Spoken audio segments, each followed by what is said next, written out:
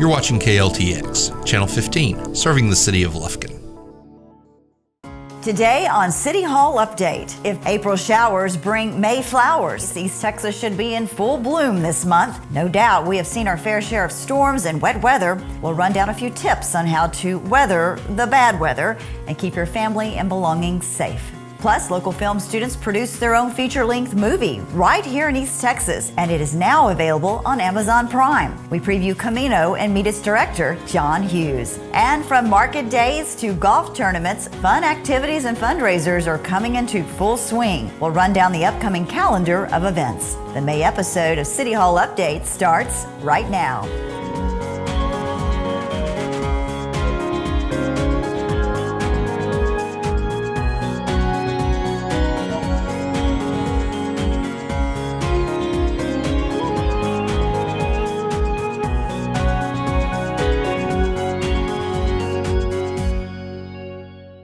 Hello everyone, I'm Yana Ogletree and welcome to City Hall Update. East Texas has experienced an unusual amount of rain and storms so far this year. In fact, severe weather has claimed the lives of 2 local children and is responsible for damaging homes and businesses throughout the area. With that in mind, we would like to share some simple but important reminders on how to keep you, your family, and belongings safe when we are threatened by severe weather. In any severe weather event, as well as other types of emergencies, preparation is vital. First, try to keep your vehicles full of gas instead of waiting until the last minute before bad weather moves into the area. It is also a good idea to keep your mobile phone charged. You should designate a place of shelter and understand that cars and mobile homes are at a greater risk when there is a potential for tornadoes and high winds. Find a family member or friend that you can stay with, but make sure your other friends know where to find you. We don't have a lot of basements in East Texas, so the next safest place in severe weather is a smaller interior room, as close to the center of the house as you can get. It is important to have non-perishable food and plenty of drinking water available. Personal care products are often overlooked, but equally important. Extra toothbrushes, toothpaste, soap, toilet paper, and feminine products should be kept in your shelter as well. Additionally, you should have at least a basic first aid kit. Now, if you want to go the extra mile on that, you might consider getting a trauma kit for more serious injuries. Consider keeping your supplies organized in rugged boxes so they can be easily moved, and keep a change of clothes in there as well. Finally, it's a good idea to practice shelter drills, just like you should do fire drills. For more in-depth information on what you can do to make sure your family is prepared for the next storm, visit cdc.gov and click on Emergency Preparedness. Angelina College is hoping that its annual spring picnic and health fair will prompt students to think more about their health and the choices they make to live their best. Recently, the college's health career students teamed up with local nonprofit organizations to offer blood pressure checks and healthcare information to students. So this is the health fair at Angelina College, and we're from Harold's House, East Texas Alliance for Children. That's a children's advocacy center. So we're a nonprofit, and we serve children who may be going through physical or sexual abuse or neglect, or they may have witnessed a major crime.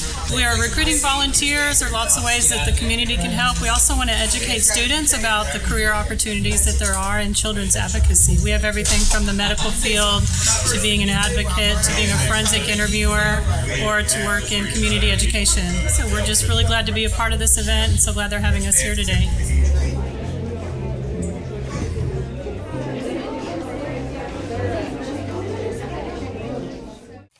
Statistics show that 1 out of 2 people are affected by cancer, whether it is through a personal diagnosis or being a caregiver to a loved one or friend who is battling the disease. The East Texas Cancer Alliance of Hope and Georgia Pacific are hoping to ease the financial burdens that many East Texas families are facing following a cancer diagnosis. Recently, Georgia Pacific presented the East Texas Cancer Alliance of Hope a check for $2,170 to help needy patients with food, prescription, medications, fuel, utility bills, and much more. The donation was a result of the Diboll Regional Office employees contributing $20 to wear jeans while at work during the months of March and April. Reading is the cornerstone to success, and no one knows that more than the TLL Temple Library in Diboll. Established in 1960, Diboll's first public library opened with a modest 1,200 donated books and an operating budget of $800 raised by the Friends of the Diboll Library. Today, almost 60 years later, the library continues to serve the area thanks to public support and contributions and grants from local companies and foundations. Georgia Pacific is proud to be among the TLL Temple Library investors.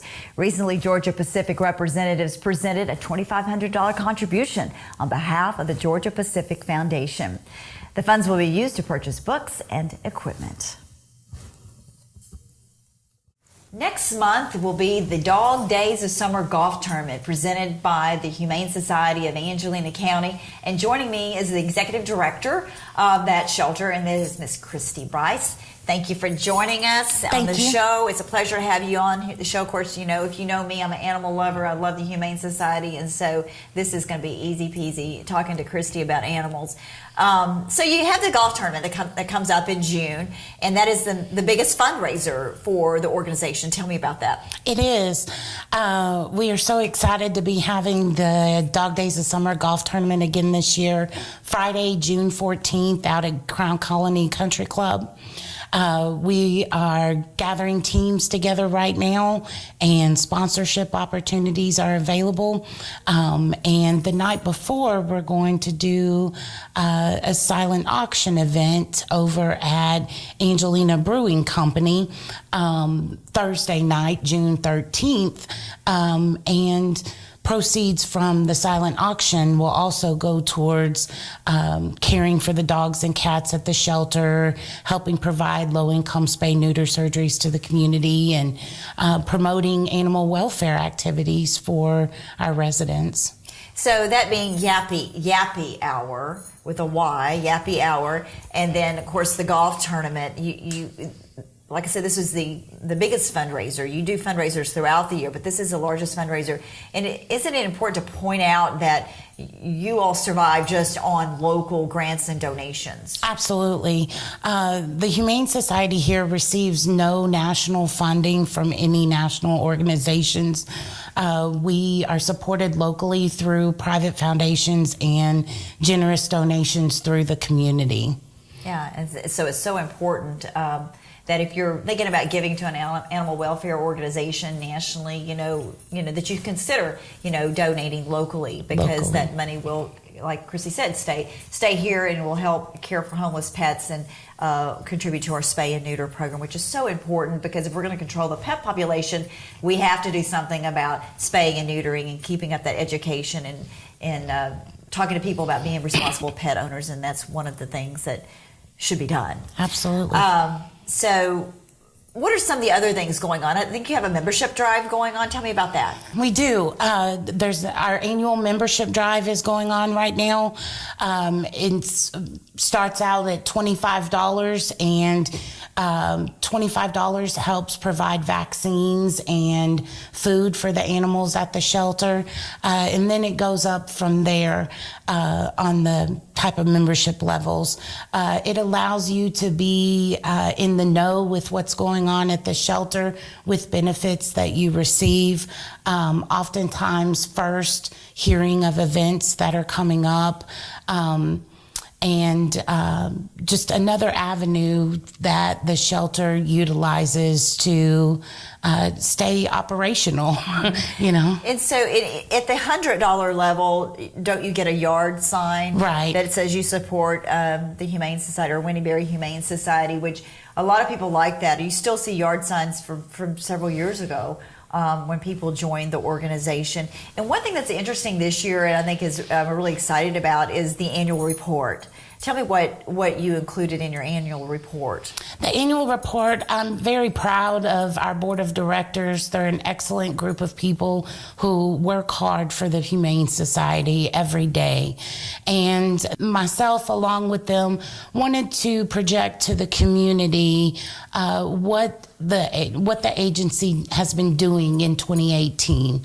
So for the annual report, You've got our donors, our foundations listed on there who supported the agency in 2018, and what the purpose of those funds were used how they were for. spent. Yes, because sometimes when we solicit grants, we have them for specific purposes. So we want the community to know, they don't always get to see the maintenance and the repairs that the shelter needs. And so we want the community to know we've got more going on than just housing animals and adopting animals, that it's a much larger picture that we're responsible for. So the annual report helps reflect that to the community, how we were also good stewards with the funds and donations the community entrusted to us. We report on the number of adoptions that took place, the number of low-income spay-neuters, and we share a couple of great success stories for the adoptions and such. Yeah. And then on the back of that annual report is the membership form that people can use. And just something on that membership form that I'd like to mention that's new. We added a spot for folks who are interested in becoming a board member, because we want to reach out to the community. We know there are people out there who support the agency that we never hear from, and they might have an interest in furthering their role at the agency and such. So fill that section out. It's about volunteering. If you're interested in becoming a board member, how would you like to get involved with the agency? Yeah, absolutely. It's a great tool. If you don't receive one in the mail, we encourage you to go online and visit the website, which the address is Angelina County Humane Society.org. .org. Or call the shelter, or just go by there and pick one up, because the shelter works off a mailing list of previous donors and those supporters of the organization. And it may be that you're not in that address, that database, but we can put you there. Yeah. So if you're not, reach out to the shelter, and we'll be happy to give you an annual report. Last year was a year of transformation for Winnie Berry. Of course, you came on board, and that was an exceptional move, I think, on the board's part, and to have you there, because you've really done a lot to enhance that organization. Some things, structural repairs went on at the shelter, so the shelter quit taking animals at one point after you got through all that huge rescue. But things are back to normal, and you now have a partnership with Kurth, the city's shelter. Tell me what that looks like. Absolutely. So we formalized that partnership. I don't want any misconceptions that the Humane Society, Winnie Berry, has not worked with Kurth previously. What I did, though, was formalize it. We put it on paper. Everybody has an understanding of each role in the partnership. So we just go over to Kurth. All animal rescues here locally, our goal is to find homes for these animals, as many as we can. And one way we can do that is by assisting Kurth. Sometimes for different reasons, people might come to our shelter first, to look at animals and such. But since we started this partnership with Kurth in February, we have transferred 6 dogs and 5 cats over to our facility, and all that remain right now are just 3 dogs. So we've adopted a lot of them out. And it's just something that whenever we have room, they're the first ones we contact. We kind of wait and just see if anybody's calling, wanting to bring in animals. But if there's no community interaction happening at that time and we've got room, let's fill them up. Help. Yeah, and so to surrender an animal at Winnie Berry, it has to be an owner surrender. The animal you have to have proof of vaccinations, and so forth. So it's a little bit different than the city shelter, because the city shelter has the obligation of taking every animal that comes through the door. Some are sick, some are healthy. What that partnership looks like is that you know the shelter, the Humane Society takes those animals that have been vaccinated and show no signs of illness and so forth. So it's worked well, and it's great when all these animal organizations work together, because, like you said earlier, we all share the common goal of finding homes for these pets. So thank you for all the work that you do. And we thank the public for the support. Absolutely. Lots of great volunteers at Winnie Berry and at Kurth. Just can't say enough about some of the volunteers out there who just spend countless hours helping the shelter. So, and you can help too, and you can support the Winnie Berry Humane Society Golf Tournament Dog Days this summer. If you're not a golfer, that's okay. Come out to Yappy Hour on Thursday, June 13th. At the Angelina Brewery. It'll be lots of fun.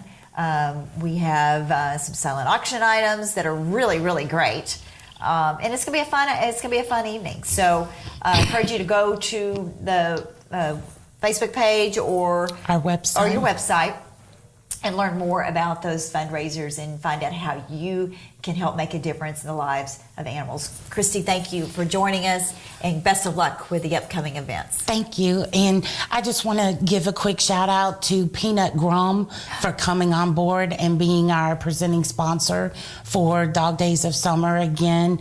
Mary Kay Grum is an excellent supporter of the Humane Society, Winnie Berry Humane Society, year after year. And she's coming on board again, her and Peanut as presenting sponsors. So we love having them be part of Dog Days of Summer and are just thankful for their participation. Yeah, and I think Peanut likes coming out and visiting with everyone at the golf tournament. So yeah, that's another great reason to come out. And a lot of people do bring their dogs out there. So come out and meet Peanut. I don't know if he'll be at Yappy Hour, but you never know where he might turn up. So that's true. So don't forget, June 13th and 14th. Mark your calendars, and we hope to see you there.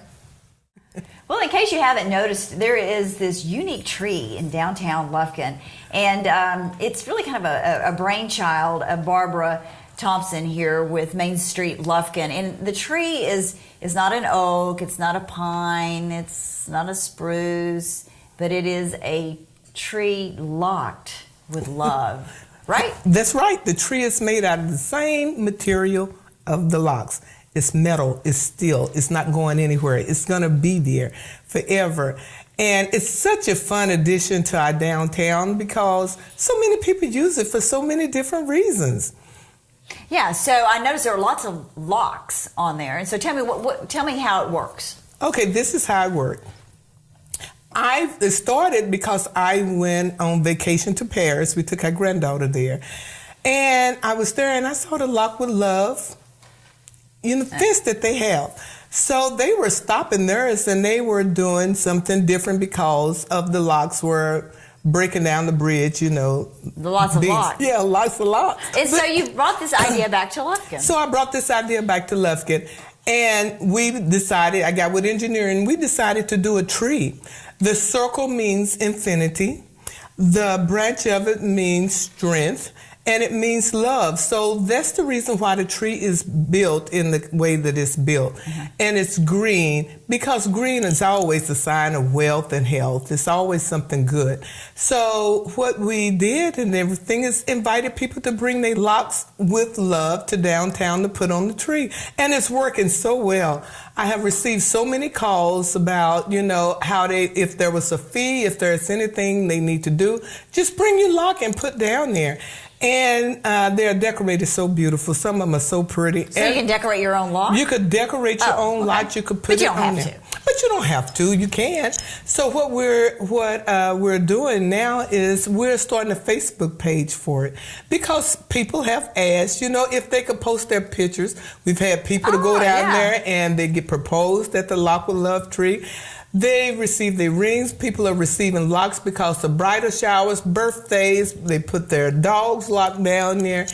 Any form of love. We don't care. You could put it on there. But the thing is, we also have something. So after you put your lock on there, you throw away your key, so you can't remove that lock anymore. So, do you have a place where you dispose of your key, or are you just supposed to? No, there's a place for you to dispose of the key, because we don't want you keeping the key. If your love is locked, it should be locked, and that's the way that we respect it to be.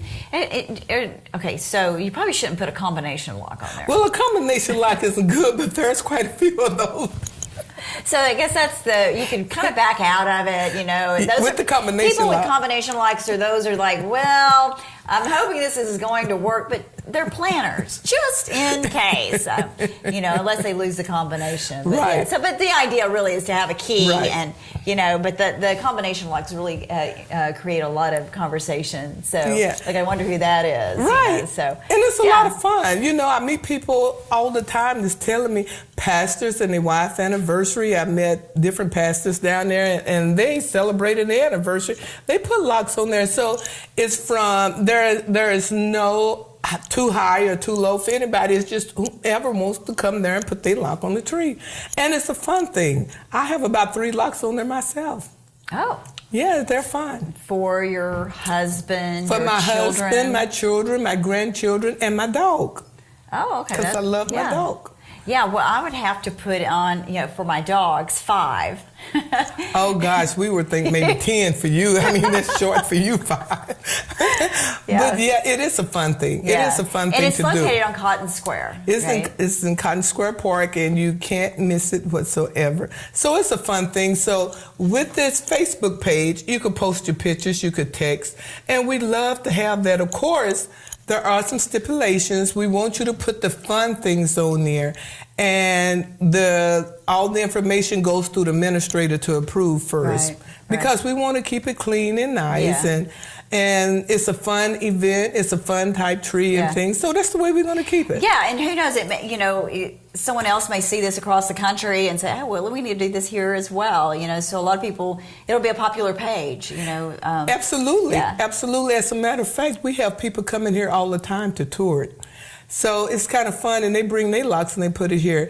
We had different, our sister cities, as we call them, with Main Street, to come here, and we did them a tour also of the tree, and they think it's a great thing. Yeah, it's fun. Very, very fun, very fun. Well, Barbara, thanks for coming on the show. Well, you're welcome. So go out and get your locks and join the Locks of Love tree. Right, Locks of Love. Locks of Love. That's right. And throw away the key and, you know. Everlasting love. Everlasting love is what you should have with this lock. Love. So, great idea. And thank you much. Let's watch that tree grow. Okay. Thanks a lot, Barbara. Thank you, Yana. Woodland Heights Medical Center recently hosted its 15th annual Women in Red Luncheon. The event raises awareness for heart disease, specifically in women. Symptoms can range from feeling lightheaded or dizzy to pressure in the upper back or chest, shortness of breath, pain in one or both arms, the back, neck, jaw, or stomach, and even fainting or extreme fatigue. Now, for men, symptoms are more commonly manifest as cold sweat or nausea, chest pressure or pain, shortness of breath, and pain in one or both arms, the back, neck, jaw, or stomach. More often, women might not have the chest pain, which is the best known sign of heart attack. Some women have even compared it to flu-like symptoms. A balanced diet and proper exercise are important to reducing your risk of heart attack, and it is helpful to know your blood sugar levels as well as keeping blood pressure and cholesterol under control. Now, if you have medical questions or concerns, be sure to ask your family doctor. They are there to help you. If you feel like they aren't answering your questions to your satisfaction, get a second opinion. The #1 person in charge of your health is you.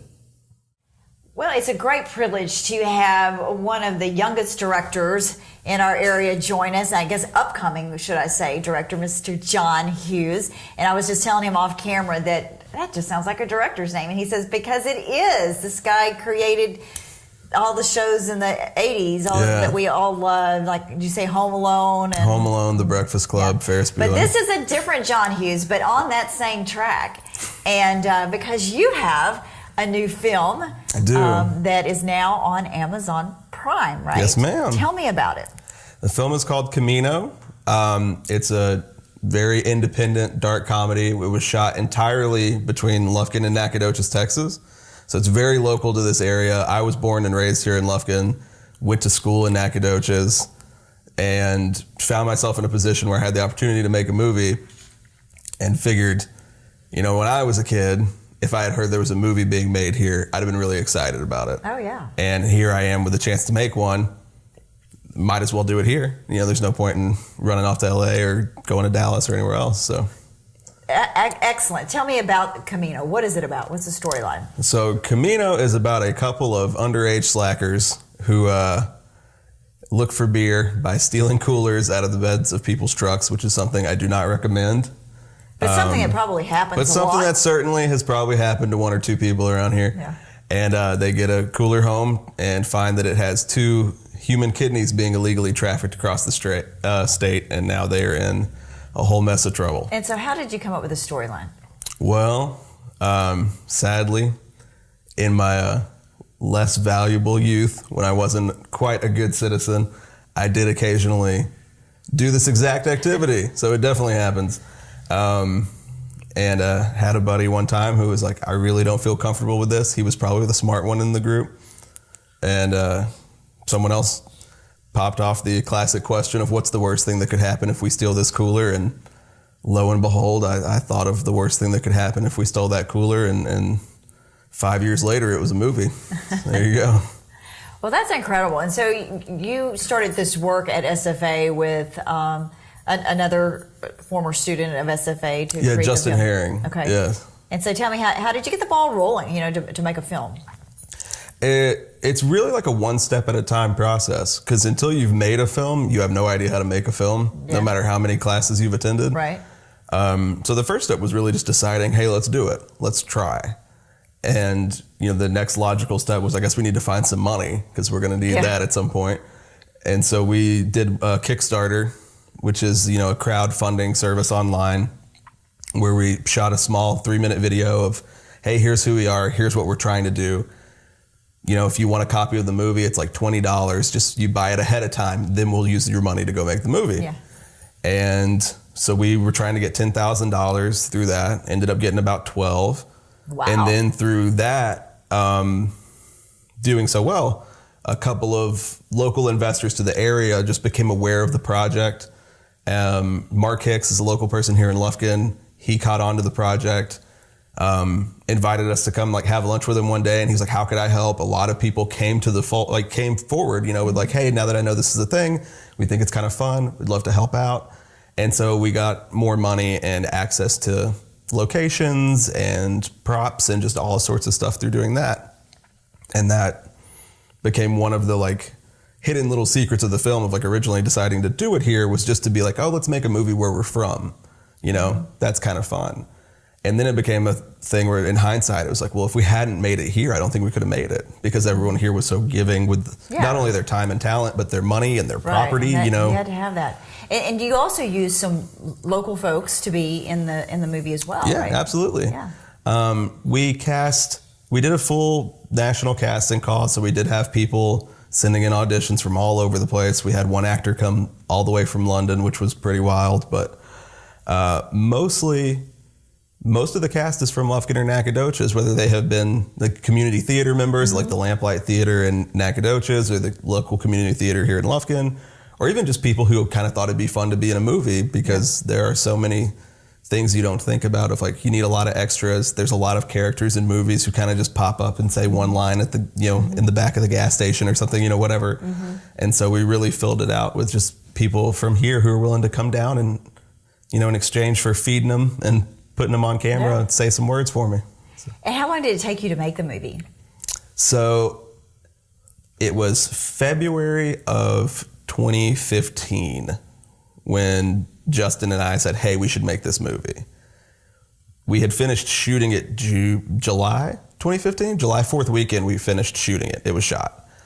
And then it was completely done April of 2016. So about 14 months, give or take, I guess. And how long a movie is it? It's 75 minutes. It's a full-length feature film. Yeah. Was 95 minutes, cut a little bit out as you go, but yeah. So how did you get it on Amazon Prime? How did you get someone to pick it up? Well, we one of our goals once we got the movie finished was we just wanted to get it into one real film festival, somewhere where we could screen it in front of 100 strangers who didn't owe us anything and could be mean to us in a real theater. We just wanted the experience of really showing the movie. And lo and behold, we got it into the Lone Star Film Festival in Fort Worth, and it's a pretty large festival. We ended up winning. Oh, wow. And that led to 15 more festivals where we ended up winning several more awards. And then by the time we did all of that, it was, when we made the movie, we never planned on releasing it, period, because we didn't think anyone would care. And then by the time you accidentally screen it across the world and win a bunch of awards, you go, well, I guess maybe we should try to do something with it. And yeah, so I had been approached by several distribution companies and a lot of people who were interested in getting a part of your film, and it took a lot of reading and talking to attorneys, of how do I know who to trust and how to trust them and what's the right thing to do. Another huge learning curve there, how to market it. A lot. And do you plan on making another one? I do, yeah. Good. Because John Hughes is the director's name. It is, so much so that I can't put it on my movie because I'm taking someone else's credit at that point. So I'm John Patrick Hughes on all of that stuff. Yeah. But that sounds even better. Yeah, it's got a little something extra there to it. And what's interesting is that you see a lot of students coming out of SFA and with a film background, and they do well. They must have a great program at SFA. They do. It's a very hands-on program. It's a very, if you want to get out of school and go work on film crews and commercial crews and make a living, it's an excellent school because it kind of treats your 4-year film degree almost like a trade school. You're working actively a lot on this is how you work as a first assistant camera operator. Here's how to be a gaffer or a key gripper, all these little jobs that you see roll down the endless credits of a movie where you're I wonder what that person does. SFA will teach you what that person does and how to do it, and that's a good way to pay your bills later on. Well, we wish you the best of luck. That is incredible to have a movie released. And of course, if you'd like to catch Camino, you can, like I said earlier, you can get that on Amazon Prime.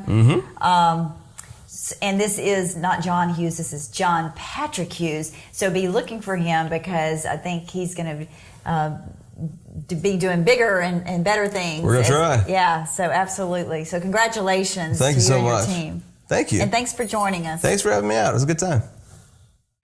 Sidewalks in Lufkin. We all want them, but to upgrade every street with sidewalks would be cost prohibitive in the short term.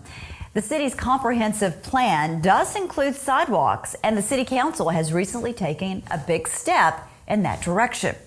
A resolution has been approved to apply for funding from the statewide curb ramp program.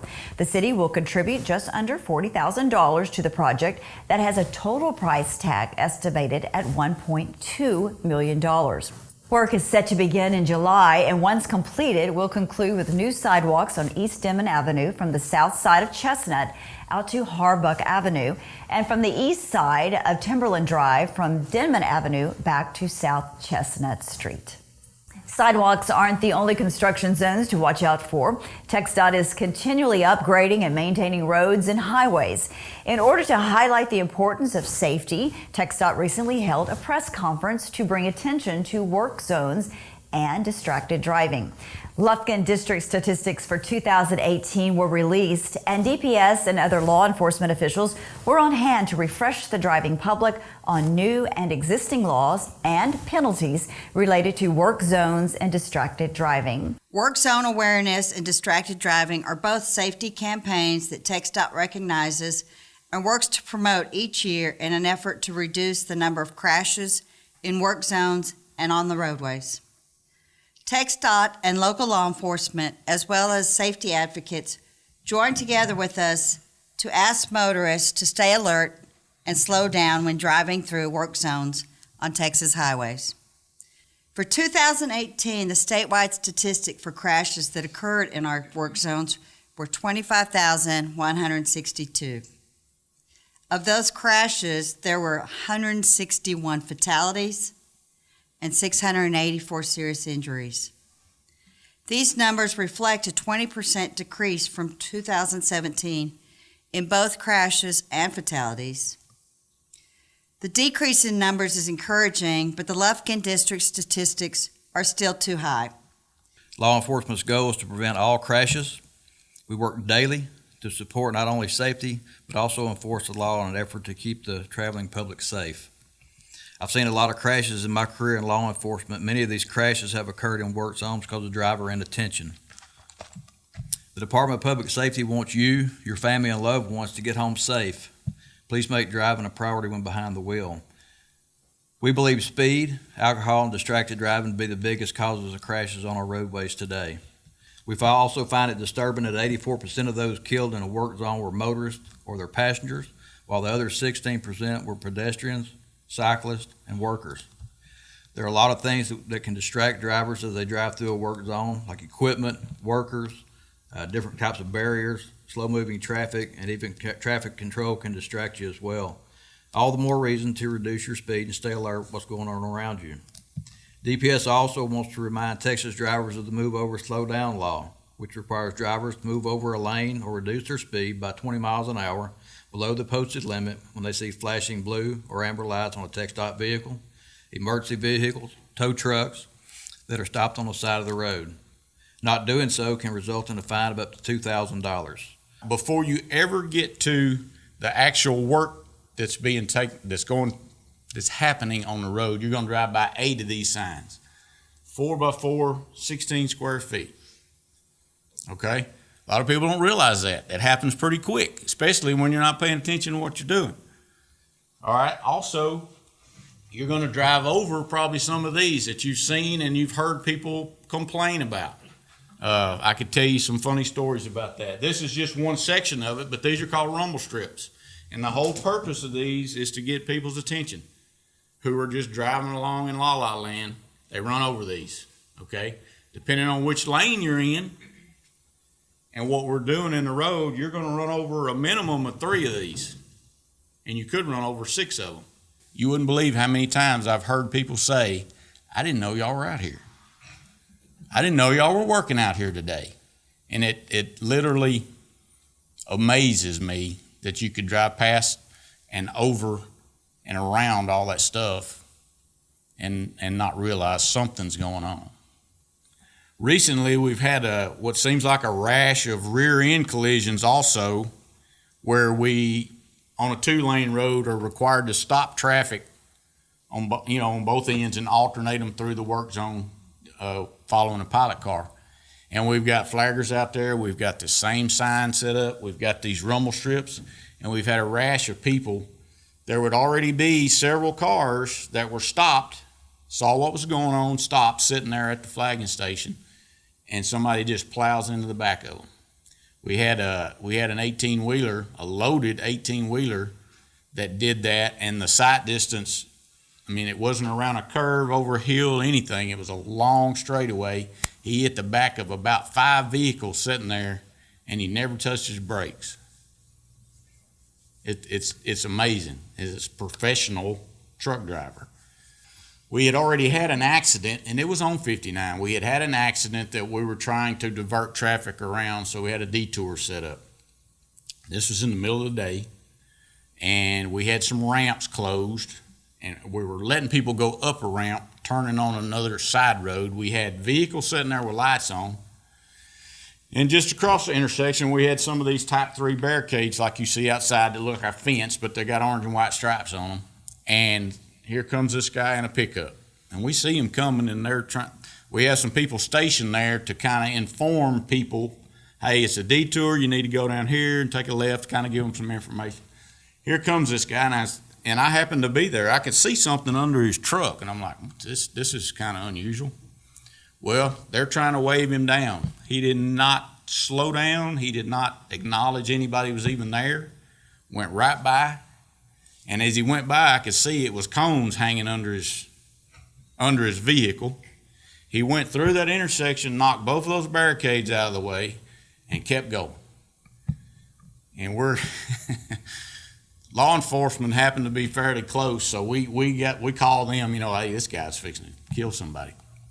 They managed to get him stopped several miles down the road, and he actually tried to convince them that it wasn't him. He hadn't hit anything, and he still had those cones dragging under his truck. Now he was intoxicated, but in the middle of the day.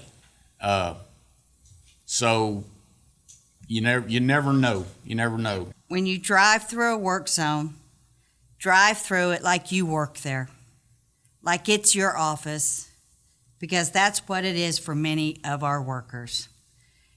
For more information, contact rhonda.oaks@txdot.gov or call 936-633-4395. I'd like to welcome back Gordon Henley. He's the executive director of the Ellen Trout Zoo to the show. He's actually a regular now, and I always look forward to what he brings to feature on this show. And we learned so much about some of the animals at the Ellen Trout Zoo. So, Gordon, thanks for joining us again. Yana, thanks for inviting me. It's always a pleasure to come here, and I really always enjoy talking about the zoo and the things that are going on out there. And I'm very appreciative of all the support we receive. And so it's just wonderful to be able to talk about it. It's a great zoo, and it's a great time to get out to the zoo. It is. The weather is nice, and it's a great family event. It's a great just for anyone, just even as an individual, just to go out there and just walk around. What can zoo goers expect this year? Is there anything different? Well, we are in terms of new animals. We just acquired a male body bok, which is an antelope that's native to South Africa. And they have an interesting story behind it, because in the mid-19th century, that species was down to about 20 individuals. Oh. They had been overhunted, and they had to compete with cattle for grazing areas. So those 20 individuals were taken into captivity, into human care, and bred, and today there's about 3,500 of them. Wow. And they occur mostly in parks, and the principal area is actually called Bonnie Bok National Park in South Africa. Kind of a catchy name. Catchy name, Bonnie Bok. And they have blessed bok and some of these other things too. That's a bok. So do you hope to have more Bonnie Boks? Yes, we have. Our female is 6. The new male is 1.5 years. Oh, so you already have one. Right. And then that female was born here. And her parents had also sired other offspring that we have sent to other zoos, and they have produced offspring as well. So we're looking forward to when this male is old enough to have some more Bonnie Bok. And they live to their mid to late teens, and so they've got a lot of time left to help us out. Okay, so I'll need to check out the Bonnie Boks. So Yes. what's in the box over here? So you brought another animal. Yes, I did. I brought one that we can all see. That we can all see and maybe touch. I don't know. Well, yeah. You never know what's in the box. I think you can probably touch it if you're gentle. Oh wow! Oh, look at it. It's a little alligator. This is a broad-nosed caiman from southern Brazil and northern Argentina and Uruguay and Paraguay. Oh, how pretty. Oh, listen to it. This one was hatched at the St. Augustine Alligator Farm in Florida in September. And we have 2 of them, and they're going to be our ambassador animal for the crocodilians. We've used alligators a lot, but we haven't had any alligators in a while, and so these are going to take the place of the alligator. They have the same story. They were hunted to near extinction for their hides, and now through the efforts of captive propagation, their numbers are back stable, and they're in a position where their products are now available, because that's the value of one of the values that people put on economics. And if there's an economic incentive to save something, then people do it. So now the need for leather goods is satisfied through farming operations, and that they don't take them out of the wild. And how old is this one? This one hatched in September, so he's about 4 months old. Wow. This is his ambassadorial debut. And what's his name? You don't have a name for it? Don't have a name for it, no. We'll have our education staff will come up with something for it. I'm sure. Oh, he has such a pretty skin. They have very pretty skin, and there's a lot to tell about these guys too. And the little bumps on the back here, they'll get more pronounced as they grow. Mm-hmm. Those are bones in the skin that they help camouflage the animal as it looks like a log. They also have little holes in them that go throughout those bones and that their circulation, so they can orient the body to the sun and heat up or cool down by the blood in those that is in the back like that. And I thought it was interesting when you opened up the cooler here, how he had his mouth open. Yes. You know, just ready to attack, I guess. He's ready. Does he have little teeth? Yes, he does. Oh, yes, he does. Wow. They come Are out they of the really egg. sharp? They're very sharp. Wow. He's like looking at me. Let's see, he gave us a distress call, that little Oh, that's what that is. And in the wild, when they do that, the adults come to their aid. Oh. They're one of the few reptile species or reptile groups where there's parental care of the offspring for a period of time. And when they're like this, they're food for everything. And when they get bigger, they turn the tables on. So things. what do they eat now? Right now, he eats little minnows and crickets and gets a little bit of what we call the Nebraska carnivore diet, which is a meat product. And he will also get another manufactured food called crock biscuits. Crock biscuits. Right. Okay. And it's kind of chow like a dog food. We've had monkey chow for years and years and years, and now they've got in a different line that produces things for birds and for other mammals and for crocodilians. So, and how big will he get? This one will get about 6 feet. It's not as big as alligators, but they do the same sort of thing. They have what's called an aquatic profile, which means the nose, the eyes, and the ears are all on the top of the head so that they can see, hear, and breathe with their whole body submerged. And that helps them sneak up on the prey, and it also helps them avoid predators when they're little like this. Well, he does really have a beautiful skin. Very pretty. They're very well marked when they're little like this, and that'll fade some as it gets bigger. But then the camouflage that this has, this marking here, if it's in clear water and it sits to the bottom, then the leaves and other debris around the side, he blends perfectly in. So how long will it be before he's big enough to go into a big exhibit? Well, it'll be probably 2 years. We're going to use him as long as him and his mate that we have for programs like this, take to schools and let people see the different kinds of animal life that we have, and also learn some things about the conservation of wildlife and how even with a predatory animal like this, that people can work together and save it from extinction. Yeah, absolutely. Okay, well, thank you for bringing your friend. Well, I thought when you opened it was going to be a snake, because that's what you usually bring me a snake to meet. But yeah, I mean, he's just kind of cute. Yeah. I might have to get my picture with him. That might be doable. And I noticed your ring. Is that a crocodile on your Yes. ring or an alligator? Yes. Oh, that's so cool. Do you wear that all the time or just wear it today? All the time. Okay. Well, Gordon, thank you for joining us, and thank you for introducing us to some of these great animals. It's my pleasure, Yana. At the zoo. And I encourage you to go out to the Ellen Trout Zoo. It's open 7 days a week. 7 days a week. And 7 days a week. Going to have great weather this weekend, so everybody come on out and have a good time. Absolutely. Thank you for joining us. You're welcome.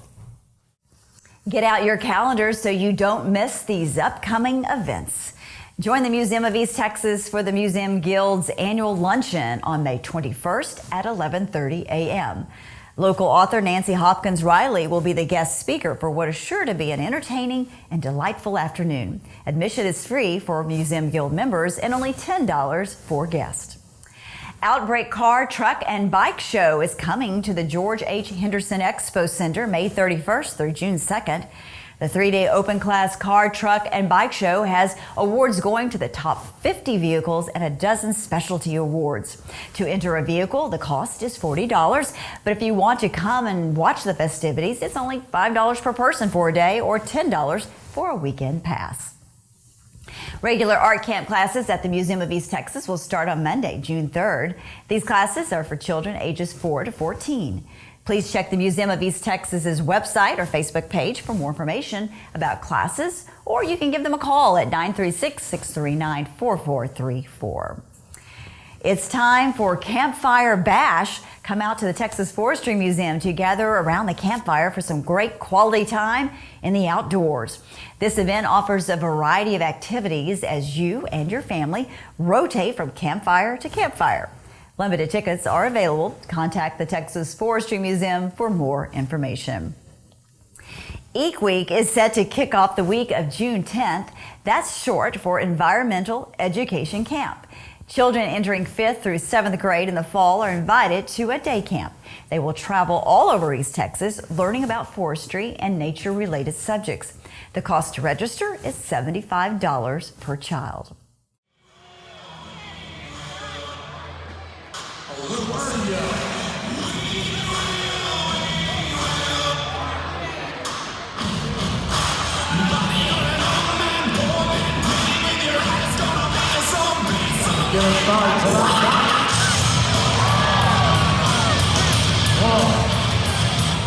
The one, the only, the United States of America.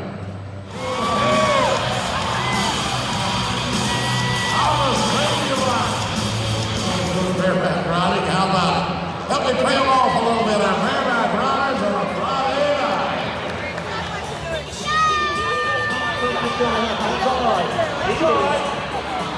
James Trevino.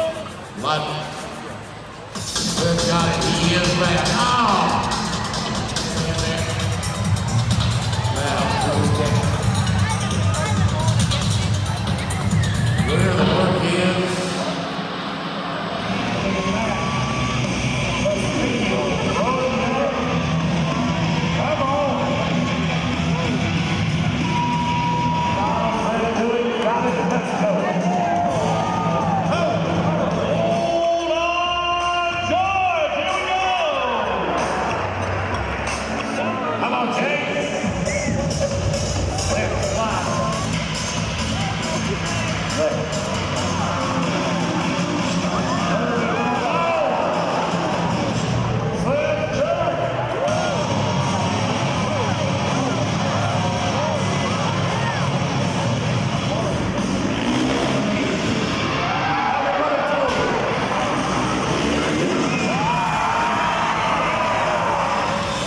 They have earned the right to be called the champs.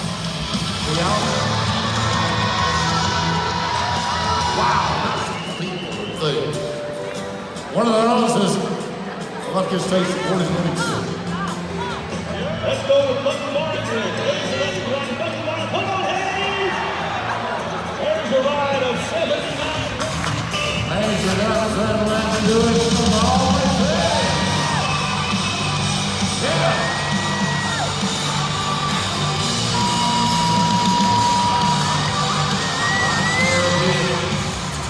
Looking for relief right here. Rodeo for call for number 1 national championship. Lane, yes, sir.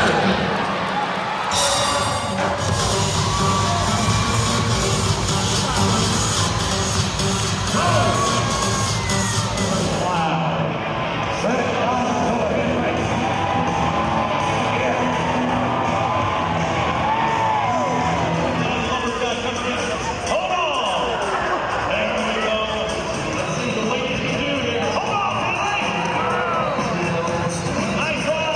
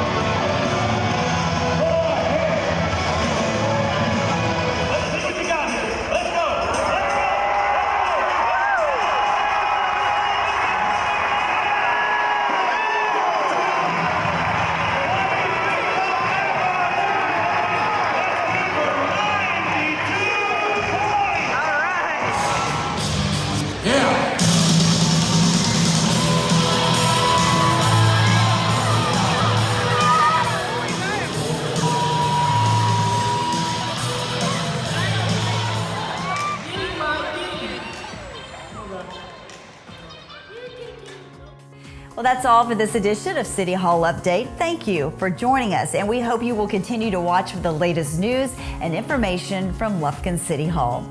I'm Yana Ogletree. Have a great day.